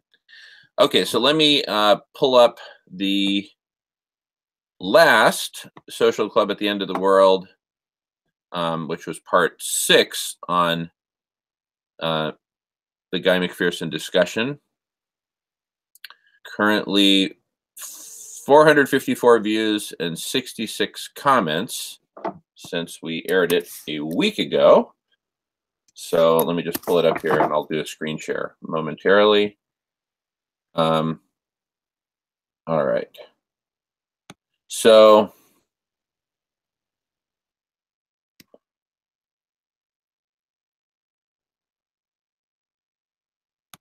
all right. Sharing the screen. All right. As Morley Safer would say on 60 Minutes, and now for the mail. Let's see. Going South commented, maybe GMP already considered constructive social initiatives like this one and decided they'd eat themselves. What's GMP again? I forget. But anyway, let's see. All right. Anyway, I'm gonna bypass anything that's sort of kind of negative or personal sort of thing. The next one. Going South kicks it off. Actually, let's see. Okay. The problem with Doctor's solution of peace on Earth, unity, mass action, test areas, and finally narcology is that it vastly exceeds our extremely limited time frame. It's not practical. Even if there was time, people have never agreed on anything. Peace isn't possible. We're too divisive. And there is no patriarchy, blah, blah, blah. Let's see. All right. Valhalla 56 replied, pretty much agree with Going South. What is the United Nations? Before that, the League of Nations. How many wars in that time? Unity just isn't going to happen. And while Doctors is asking who is going to run the arcologies, okay. All right. You know, these are good points. And we've discussed that earlier today is, you know, what is our time frame? We don't know, but there's a lot of belief that it's very, very short. And then, you know, that leads me to say, well, regardless of what our time frame is, short, long, or somewhere in between, what do we do? What do we do with the time that we have? Emily Lyons commented, maybe start by fundraising and buying up land near nuclear power plants. We don't have to know everything yet. Start storing books about the nuclear industry, supplies for dealing with radioactivity, suits, decontamination, emergency rations, ham radios, etc. Build up from there. But something has to go beyond talk. Emily, God bless you and thank you. I totally agree. And I commented to that effect.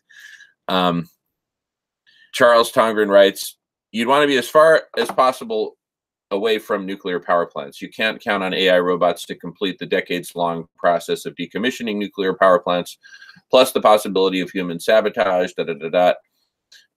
earthquakes, tsunamis. Regarding solar, my solar pays for the gas bill on my house, so I have no gas or electric bill. I use as little as possible of both, and I live in Southern California. All right, so, you know, this is another recurring theme that basically says, it's impossible, right? It's impossible to shut down the nuclear power plants in time. It's impossible to do this, and maybe you're right, but we'll only know if we try. We'll only know for sure if we try. Nancy Goebel writes, we already tried on arcology. It's called Earth, and we fucked it up. Daniel, you are brilliant, well-spoken, and I enjoy listening to you. Jason, also brilliant, well-spoken. Both of you should have your own channel. Doctress, wow, I am a professional female, and even I am disturbed by your defensive feminist tone. We are all in this together. Chill with the rants. It was super uncomfortable watching the last part of the video. Jamin, thank you for not mentioning Darth Vader. It belongs on the Nickelodeon channel. Thank you for staying mostly in your adult mindset as you are talking to adults, not third graders. I'm kind of taking that as feedback that maybe I sound like I'm talking down to people. And as I watch my own videos, sometimes I see that I talk very emphatically, and that could be interpreted that way. So that's really good feedback. I appreciate that. Next comment, Valhalla 56 writes, I think you need to talk about the fact that the government has large underground cities already built, powered by nuclear, so they have enough power for 100 years. Also, you failed to mention what you are going to power the arcologies with. Solar? It is going to take a lot of electric juice to power hydroponics, air conditioning, all the electronics you need, not to mention fuel and energy to have on hand to work on decommissioning nuclear power plants. And what if the nuclear power plants have already gone critical and are spewing radioactive fires? Guy has a nice wish to decommission all the nuke plants before everything goes sideways, but it is just a pipe dream. We haven't even been able to decommission Fukushima, and society hasn't even collapsed yet. These are really good points. One note I want to make is I haven't actually heard Guy McPherson say, hey, we can decommission all the nuclear power plants. That's, a dream, pipe dream or otherwise, that I've been nurturing.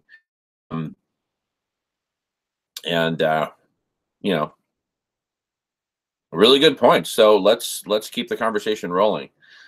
And I comment, great points. It will indeed be quite a challenge and perhaps impossible. I'm going to keep trying, deploying radical collective intelligence, as discussed in a comment to Ace above, referring to Ace Otana, which we'll get to in a moment. Valhalla 56 says, what you need is Elon Musk on your project. Love to have Elon Musk on the case as well. So here's a real interesting comment. By, I'm not even going to try to pronounce it, but here it is, SJEF. When it comes to near-term human extinction or Trump, you have to go through the 5 stages of grief in order to find your inner balance again. Before you go through the 5 stages of grief, you must first have to go through the 5 stages of grief to come to the acceptance that you have to go through the 5 stages of grief in the first place. This is pretty profound.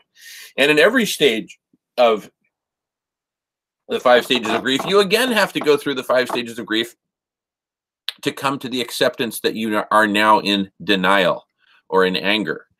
You have to come to acceptance to achieve a breakthrough into the next level. The other thing is that the 5 stages of grief, in my experience, is a meditative process, not psychological. You can't achieve a breakthrough unless you're willing to sense into your grief, into your most inner core with awareness. Awareness is not mind.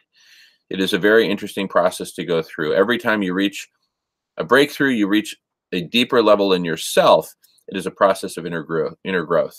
And then there's a link to a WordPress site there.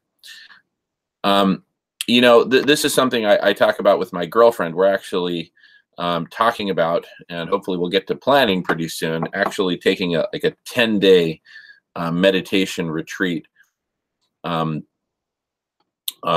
Because I feel like there's something really missing from my life in terms of that deep meditation and getting to that quiet space. Because I kind of feel like a lot of the time I'm just go, go, go, following my programming to,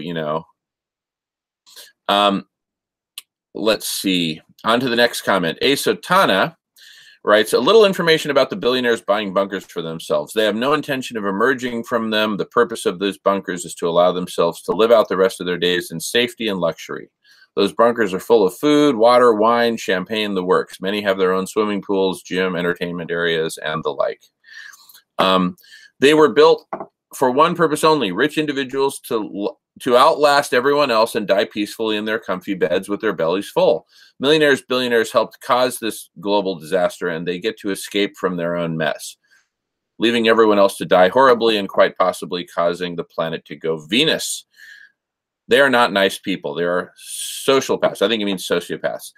They've also committed the worst possible crimes imaginable, wiping out all life and potentially for good. Don't think for one moment they'd help anyone with some kind of arc unless it suited them, which they won't because they have already made arrangements for themselves. I'll just kind of jump in here. Actually, I think I replied further below. Yeah, I gave a whopping reply further below, so I'll just read that.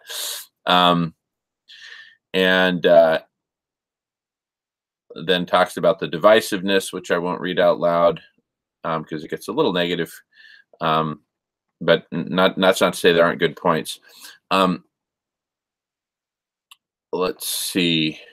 And then again, that we don't have enough time. That's a really good point. Now, here's a bunch of replies to the above read Asotana comment. Going South writes, well said, Ace. Reminds me of a Brit film, Whitnell and I, where some hippie says, this decade, the 1960s, is coming to an end and there will be refugees. My gut tells me, let's see, Doctorus is a prime example of a refugee from previous decades and also a refugee from many a lost struggle. It's almost like she's saying now is the time to cross every T, right every wrong, which proves your other point that we actually have less time than ever. If your dream is to build the perfect city where everyone is fed and gets along, forget about it. If you don't understand that, then think about it this way. How long would it take you to unlearn your divisive ideology after so many decades? Less than 3 years? I don't think so. So let me comment on that. You know, yes, culturally, psychically, we've gotten into some pretty dark spaces as humanity, as a species. And so the way I see it, if we're going to have any chance of surviving in our ecologies in much more close confined quarters than we've been used to here on planet Earth with a relatively cool climate for the past several millennia, that's going to necessitate a radical transformation in human culture itself, in the very story of humanity, of who we are and why we're here. So, you know, then that's for me where I have the, you know, the sweet and sour. Part of me says, wow, we don't really have enough time. And another part of me says, hey, if we really rev up this radical collective intelligence, we can come up with so many programs, solutions, etc., to transform everything that needs to be transformed, including human culture. So anyway, that's the optimist for me. Asotana then comments on his own thread here. There are so many factors to take into account. Division is one of them. There's a lack of available time, the meandering jet stream, media censorship and disinformation fueling denial. The super rich are pushing for more money and power. In fact, they're planning to drill for oil in the Arctic. Really, really, really stupid idea. Nothing destroys ice faster than thick black crude oil. Arctic sea ice and global dimming are both keeping us alive. If we lose either one, our time's up. There are so many problems to deal with. The rich won't help. They've already got a bug out plan. The government won't help. They don't care. The people are heavily divided and distracted by unimportant things like celebrities and fashion. Most are ignorant and a huge majority are deniers. What's worse is that we have an extremely limited time frame that's closing in on us fast. Not only is it closing fast, but it could slam shut this summer due to an ice-free Arctic. When you take it all into account, there's no room left for optimism. You cannot fix all this in less than 3 years. We probably don't even have 2 to play with. Catastrophic climate change is imminent. In Guy McPherson's group, no one speaks of solutions. In fact, we say brace for impact. What's even more worrying is that Guy used to think life on Earth can be saved, that going Venus can be prevented. He no longer thinks so, and I'm forced to agree. Brace for impact, my friend. Wow, powerful stuff. Going South comments, I'm happy you weren't confused by me using the word you in the wildly different meanings throughout my last comment. It wasn't intentional. Life on Earth, I think doubting it will survive reveals a lack of understanding of biology. or accuracy. 99% of it can go extinct, but there's just no way every last virus or bacteria or fungus will do so. Quite the contrary when you think of all the corpses in compost. Well, I am encouraged by Going South's comment. See, one of my big things is I like, even if humans are going away and the vast majority of life is going away, I really don't want all life to go away. I want life to continue so that it has a chance to bounce back, re-evolve into something better. And should intelligent or clever life emerge again in the future, hopefully they'll dig up the time capsules and see what a mess we've made and hopefully not repeat our mistakes. Let's see. And then Ace replies to that, probably not every life form exactly, but as in no more plants, animals, or insect life again. Going Venus means the Earth never recovers. See, that's the really scary thing for me, is this going Venus. And that's why so much of my focus goes on decommissioning nuclear power plants so that we don't fry the atmosphere and go, you know, Mars or Venus or whatever, atmosphere free. And then I chime in and basically just encourage and thank Ace and Going South for their great points. Ace then comments more. Anyway, this discussion goes on quite a ways, and then I have some lengthy replies where I chime in more, multi-paragraph replies that I'm not going to read through now. I've given kind of a good, hopefully a good introduction to that thread. Please dig in. I love all this commentary. It's really awesome. Isotana then has more stuff to say. I'll just begin to read his next comment. First thing I have to say, well, okay, I'm going to get away from the sort of negativity stuff.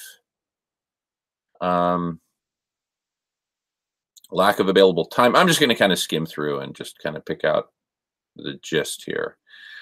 Yep, we're out of time.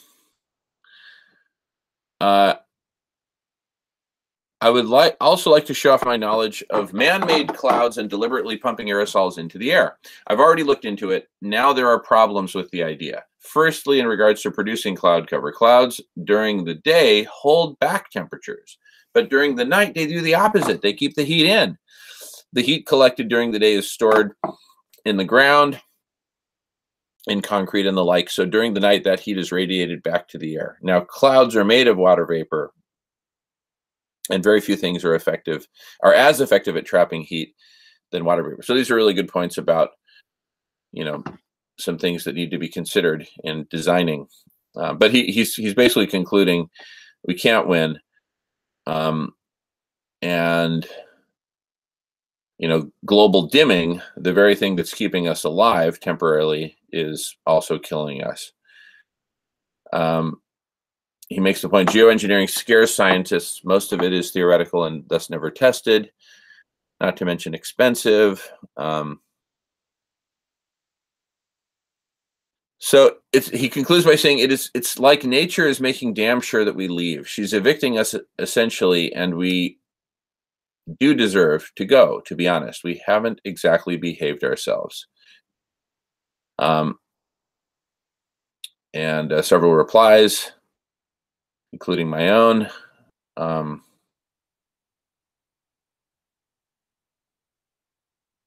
Let's see.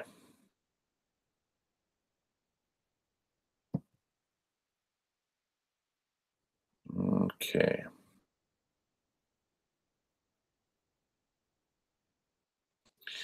Another comment. Valhalla56 writes, playing devil's advocate here.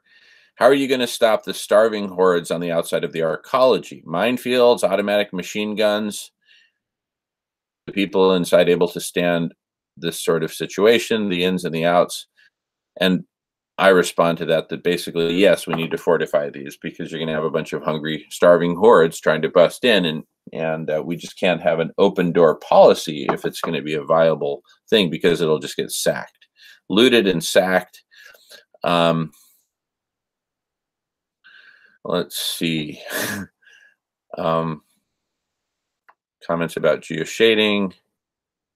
Okay, here's some here's some recent stuff. Here in Kansas, the power companies have not only taken away net metering, but have requested the right to charge customers who install solar a fee for accessing the grid that exceeds any potential payback. In essence, a fee for no longer being a paying customer.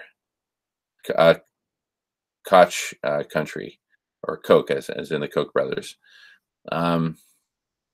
Chris also writes, in case it escapes anyone, the reason I'm willing to do this is because, oh, okay, actually he kind of goes off into another topic there, so I won't read that. You can all check that out if you'd like.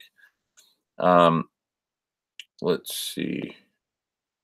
Charles Tongren, as a female and uncompromising lifelong feminist, it makes me wonder if she's maybe using her husband's or other male relatives' account, but that's okay because Charles doesn't sound like a female name, but it could be. As a female and uncompromising lifelong feminist, I find this narcissistic, shrill, okay, that's negative, so I'm not going to go there.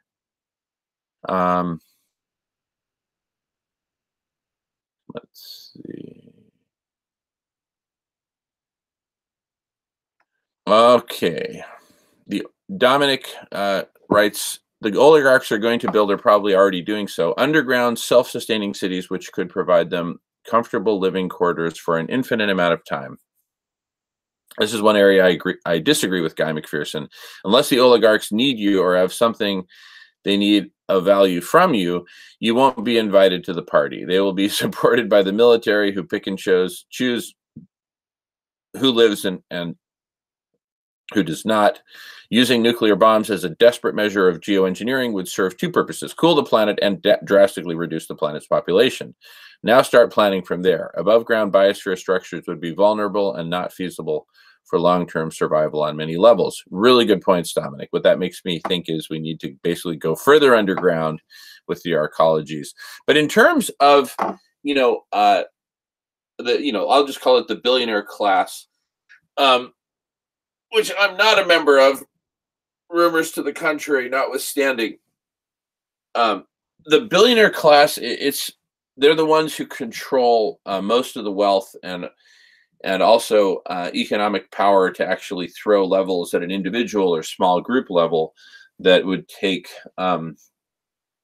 mass movements of the non-wealthy middle class and et cetera to be able to pull off. So I don't particularly court the billionaire class for all things and think of them as some sort of saving grace, but they are a force to be reckoned with because of their access to resources, at least before we go Mad Max. I think when we go Mad Max, I think they'll become a target. But before we get to that collapse of civilization state, I do think that we have a deal that we can strike with, the billionaire and other super rich classes, which is to say, okay, you've got your underground bunker, that'll take care of you and your family for a while. But what if you ever want to come out again onto the surface of the earth? If we've let all the nuclear power plants go Fukushima, fry the atmosphere, it'll be a hot, dead, radioactive, lifeless planet that would be a hell on earth. And you'd never want to come out of your underground bunker. And perpetual life in an underground bunker, just how much fun is that going to be, right? It's not going to last forever. No matter how much food you have down there, it's not going to last forever. And again, where's the enjoyment? Where's the purpose of that? So, and roll it up into a message that says, look, if you want to emerge into a life that has any value, invest some of your resources in the network of arcologies designed and built to decommission nuclear. Is there a guarantee we'll succeed? As I've said, no. But that's, one. And my hope there is that that a lot of these wealthy folks would then open up their checkbooks and contribute some money, perhaps even big money, to the development of the network of arcologies from purely selfish interests on the part of these billionaires. Selfish in two regards. Number one, that they'd want for themselves and their descendants to be able to emerge from their bunkers one day into a planet that can support life.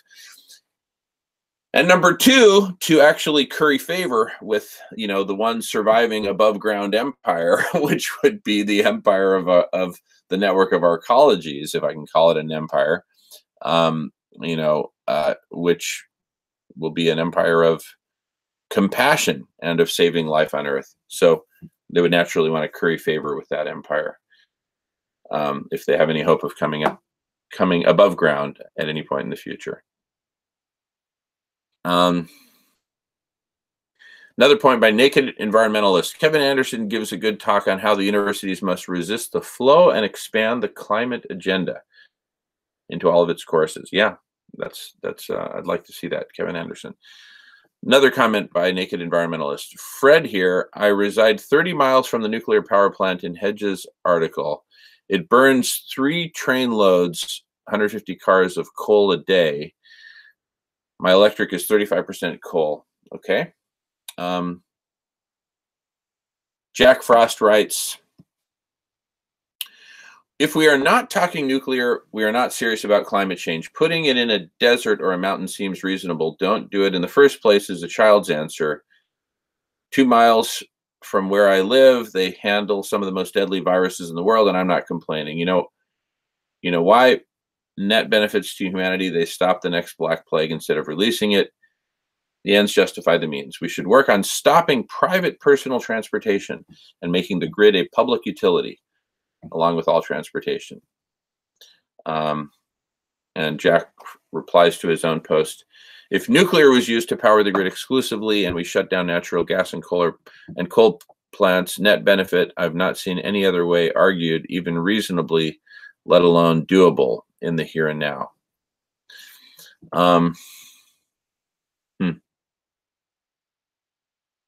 Yeah, I mean, there's a lot of points in favor of nuclear, ironically. All right, well, that's my brief review of the comment space from our previous episode. And like I mentioned a few minutes ago, I'd like to make that sort of a standing thing that we review comments to help give you a voice. So please comment liberally, generously to this video and others. And again, also feel free to request being on the show yourself if you've got interesting stuff to say, as many folks do. Thank you all for watching. We'll see you next week. We do this every Tuesday. And we're just now starting the practice of broadcasting live in addition to recording and posting after the broadcast. So thank you all so much for watching. Look forward to your questions and comments and other forms of engagement. And please also stay tuned for the series that we're developing for a series of Sierra Club dinners in California called Saving Life on Earth. Arigato gozaimasu.